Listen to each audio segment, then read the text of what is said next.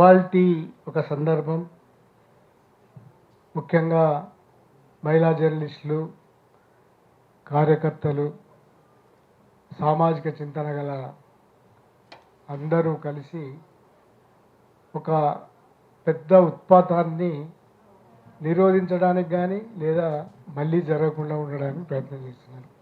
అదే ట్రోల్. ఈ ట్రోలింగ్ సంస్కృతి అనేది ఎక్కడి దాకా వచ్చిందంటే శ్రీనిధి దాకా వచ్చింది. సంధ్యక్క, సజయ వీళ్ళందరూ మొట్టమొదటి బాధితులు. సుజాత, చాలామంది ఉన్నారు, ఇంకా వనజ.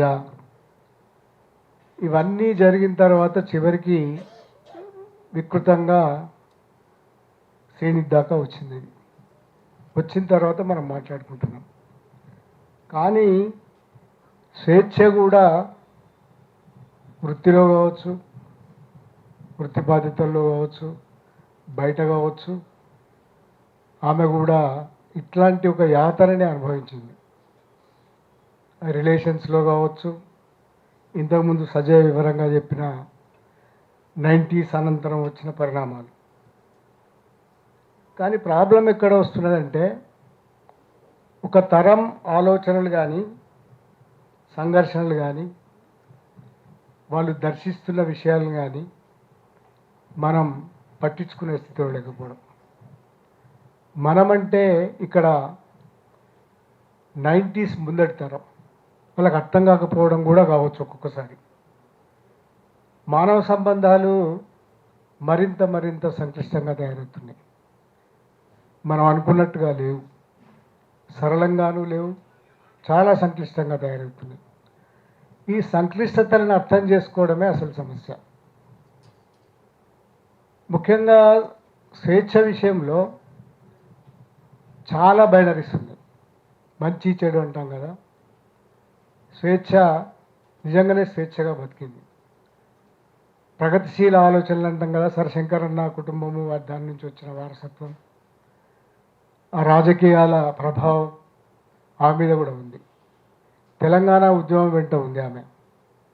అసలు చనిపోయే ముందు మేము ఆర్గనైజ్ చేసిన ఒక వర్క్షాప్లో చాలా యాక్టివ్గా పార్టిసిపేట్ చేసింది. తనకి స్వంత అభిప్రాయాలు ఉన్నాయి.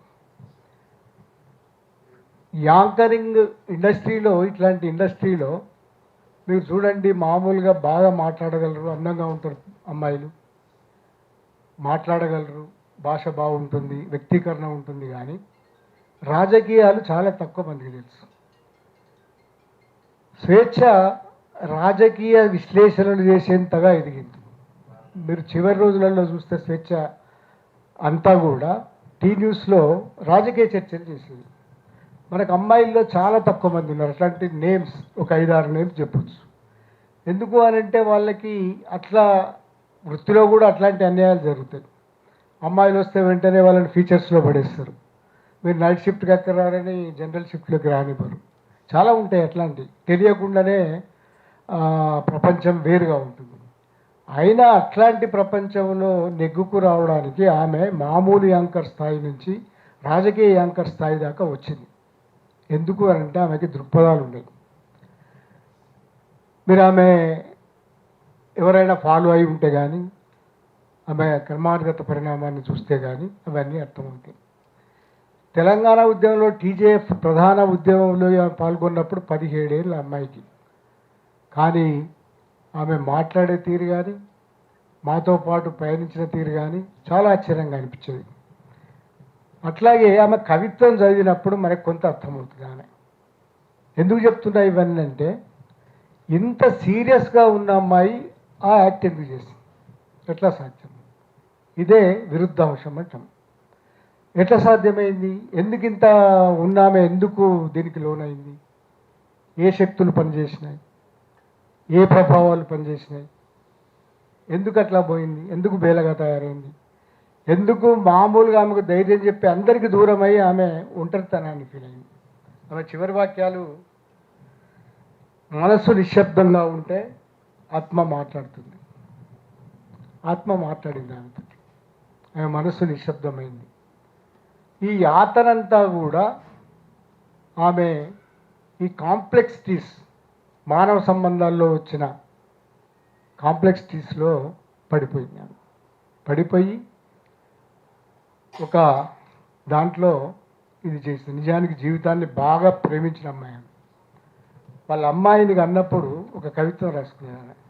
నేను ఇలా కావాలని కొన్ని కవిత్వాలు చదివినాను. అమ్మాయి ఒక 5 నిమిషాలు తీసుకుంటానన్ను, ఏమనద్దు నన్ను. కడుపులోంచి బిడ్డ బయటపడి చేతుల్లోకి తీసుకొని గుండెలకు అద్దుకున్నప్పుడు చిన్ని ప్రాణం, చిన్ని ముఖం ఎంత చిన్నగా ఉంది. ఇంత చిన్న ముఖం నా చేతుల్లో ఎప్పుడు నిండుతుందని రాత్రంతా మేల్కొనే ఉన్నా, చూస్తున్నదమ్మా.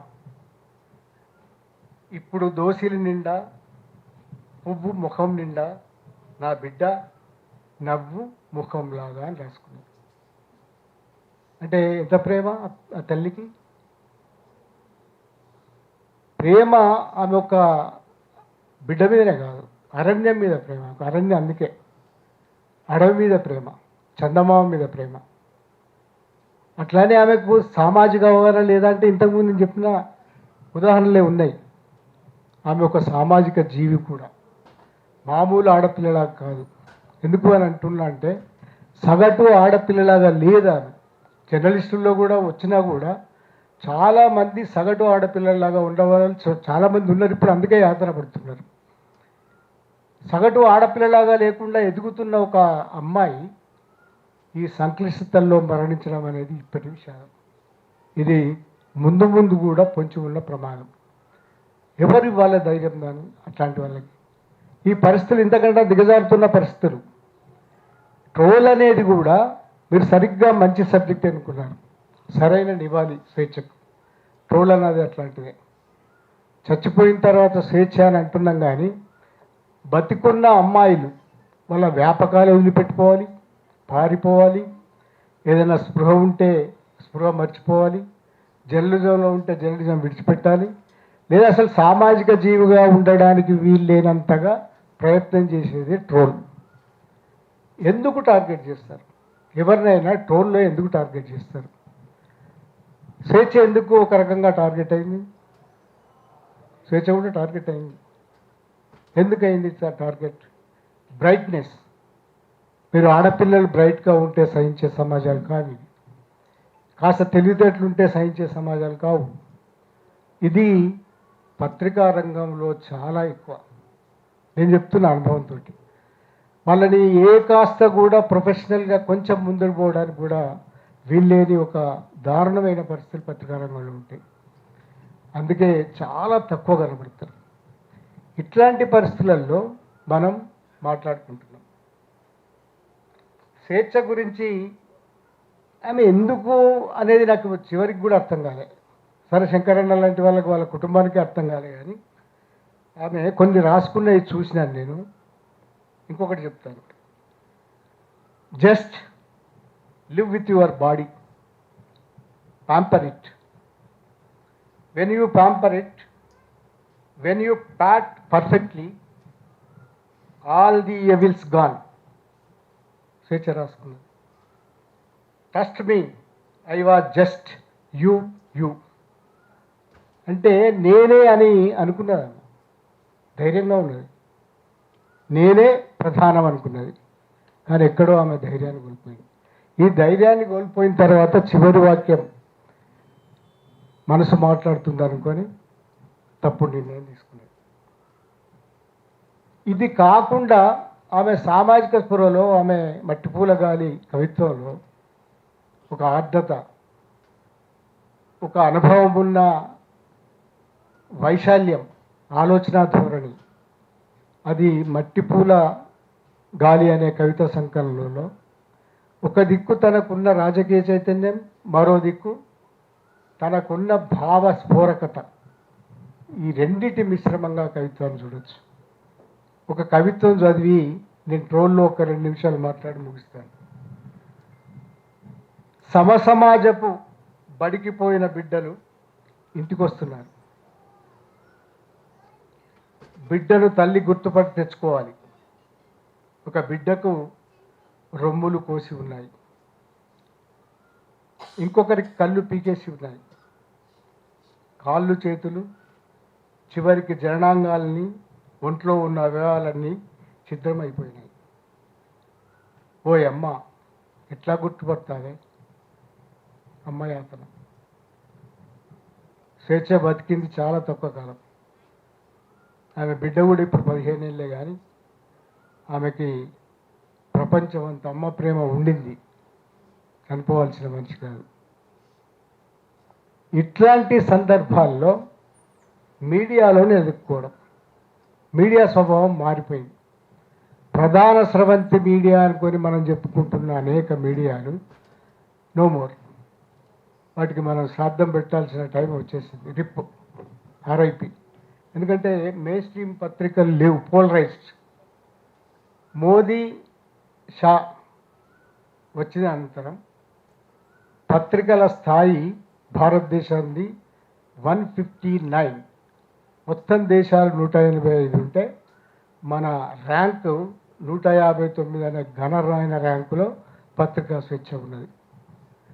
ఇంతకుముందు పత్రికలను ఎట్లా మేనేజ్ చేసేవాళ్ళంటే కార్పొరేట్లు అడ్వర్టైజ్మెంట్ల ద్వారానో ఇంకో పద్ధతి ద్వారా, కానీ ఇప్పుడు వాటిని కొనడం ద్వారా, బీబీసీ లాంటి వాటి మీద కూడా దాడి చేయడం ద్వారా పత్రికా స్వేచ్ఛ అనేది లేకుండా చేసినారు. మీడియా పూర్తిగా అమ్ముడు పోయింది, బోధి మీడియా అని అంటున్నాం మనం ఇప్పుడు, విచ్ ఈస్ ఫ్యాక్ట్. మన తెలుగులో చూసుకున్నప్పటికి కూడా మీడియా లేదు. ఆంధ్రజ్యోతి అంటే ఎవరికి సపోర్ట్ చేస్తుందో, ఈనాడు అంటే ఎవరికి సపోర్ట్ చేస్తుందో, అట్లాగే సాక్షి అంటే ఎవరికి సపోర్ట్ చేస్తుందో, నమస్తే తెలంగాణ ఎవరికి సపోర్ట్ చేస్తుందో అందరికీ తెలిసిన విషయం, తెలిసిన రహస్యాలు ఇవన్నీ. ఇట్లాంటి సమయంలో సోషల్ మీడియా అనేది ఒక ఆయుధంగా ముదిరి వచ్చింది.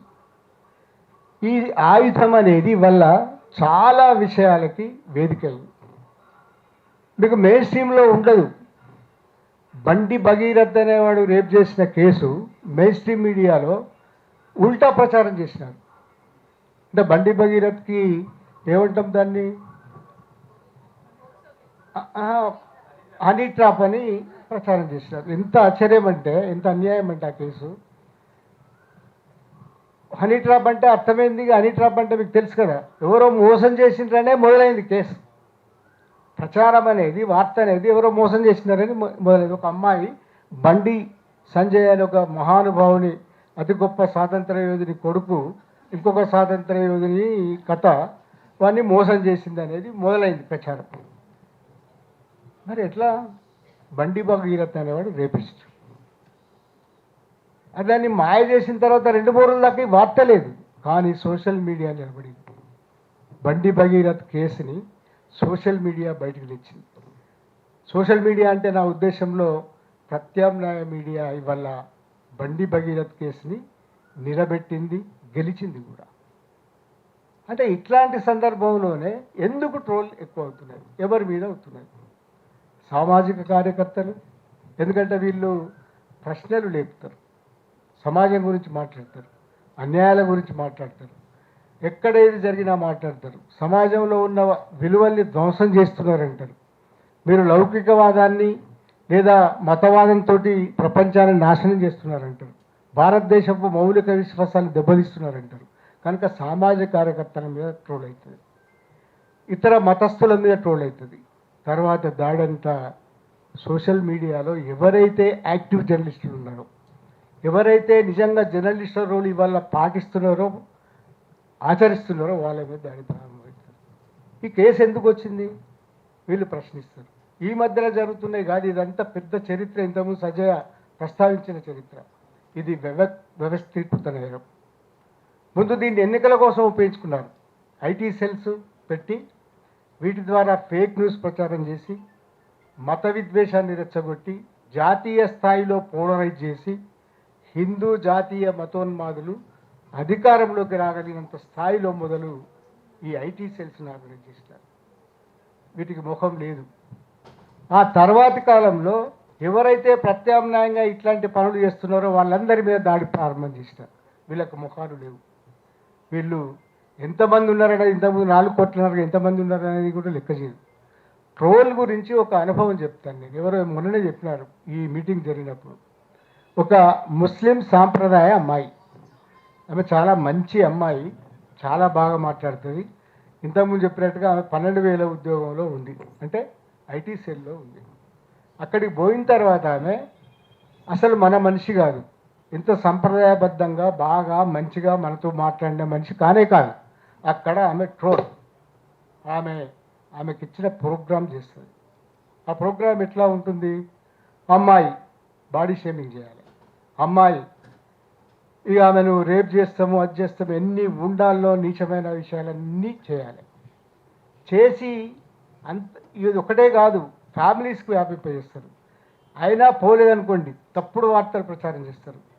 ఆమె ఒక విషయం మీద మాట్లాడుతుంటే వీళ్ళు ఇంకొక విషయాన్ని ప్రతిపాదిస్తుంటారు. ఆమె సామాజిక అంశం మాట్లాడితే వాళ్ళు ఆమె బాడీ మీద మాట్లాడతారు. మొన్న జరిగింది అదే ట్రోల్. అంటే వాళ్ళ ఉద్దేశాలు ఏంటి? వాళ్ళకి ఏది ఉద్దేశం లేదు, ఇట్లాంటివికి అరికట్టడం. వాళ్ళకు మొహం లేదు నిజంగానే, వాళ్ళకు ఒక ఎజెండా లేదు, వాళ్ళ ఎజెండా కాదు, కానీ వాళ్ళకి ఎజెండా ఉంది. అది పైనుంచి ఆడిస్తున్న ఎజెండా. వాళ్ళు దాంతో అధికారం సాధించినారు. ఇప్పుడు అన్ని అణచివేతల సాధనంగా ట్రోల్లు ఉపయోగించుకుంటున్నారు. ఎందుకంటే ప్రపంచమంతా సోషల్ మీడియాలో ఉంది, అది వాస్తవం. ప్రపంచమంతా ఈ ఫోన్లో ఉంది, అది వాస్తవం. ఈ ఫోన్లను ఉపయోగించుకొని మొత్తం ట్రోల్స్ అనేటివి సామాజిక కార్యకర్తల్ని, అట్లాగే జర్నలిస్టులని, స్వతంత్రంగా వ్యవహరించే అందరినీ కూడా నివారించడానికి, ఆయా రంగాల నుంచి వాళ్ళు భయపడి పారిపోవడమో లేకపోతే విరమించుకోవడమే అనే దాకా తెచ్చేదానికి ఈ ట్రోల్స్ ఉపయోగపడుతున్నాయి. దాన్ని అర్థం చేసుకుంటే మనం దాన్ని తిప్పుకొట్టగలం. అదర్వైజ్ అంటే మామూలు మార్గాల్లో ఆలోచిస్తే ఇవి అర్థం కావు. కానీ నిజంగానే నేను ఈ అమ్మాయిని మెచ్చుకుంటున్నా, ఆమె నిలబడ్డది. ఎస్, స్టిల్ ఐఆమ్, నేను దానికి కట్టుబడి ఉన్నా, నేను ఉన్నా అని చెప్తున్నాను. ఆమె అట్లా నిలబడడం తప్ప మార్గం లేదు. చాలామంది మన వాళ్ళు కూడా నిలబడ్డారు, వాళ్ళకి దాంతో ఏమీ కాలేదు. నేను ఒక చిన్న అది ఫేస్బుక్లో పెట్టిన పొరపాటున, నేను ఎన్నడూ ట్రోల్ కాలేదు, నేను వీళ్ళ దృష్టిలో లేననుకున్నా. కానీ నన్ను ట్రోల్ చేసేవాళ్ళు నన్ను కాదు ట్రోల్ చేసేది. ఏముంటాయి ఇక మళ్ళీ ఆడవాళ్ళని ట్రోల్ చేస్తారు. నీ అమ్మ, నీ పిల్లము, నీ చెల్లె, నీ బిడ్డ, ఇక్కడ దాకా వస్తాయి. అంటే దానికి ముఖం లేదు. దాన్ని ఎదుర్కోవాలంటే కొన్ని పద్ధతులు ఉన్నాయి, అవన్నీ శుద్ధ దండగాని తెలిసిపోయింది. పోలీసులు దానిలో వేస్తిరుకుత నేరంలో భాగంగా ఉంటారు. చాలామంది చాలాసార్లు కంప్లైంట్ చేసినారు, కాలేదు. కానీ మనం దృఢంగా నిలబడడం, ఈ ట్రోల్స్ అనే దాన్ని సారాంశాన్ని అర్థం చేసుకోవడం, దాంతో మనం వాళ్ళు ఏదైతే కోరుకుంటున్నారో అది జరగకుండా చూసి నిలబడడం, మనం అంకిత భావం మనతోటి ఉండడం, వృత్తిలో ఉండడం అనేది పరిష్కారం అనుకుంటూ, నిజానికి ఈ టాపిక్ కంటే స్వేచ్ఛ గురించి ఇంకా చాలా మాట్లాడాల్సి అనిపించింది నాకు. సెన్సిటివ్ మనుషులు బతికే కాలాలు కావు.